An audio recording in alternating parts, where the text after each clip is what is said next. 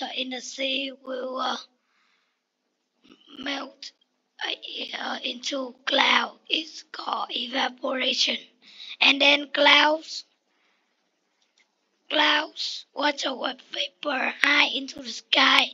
It cools down and turns back into tiny water droplets forming clouds.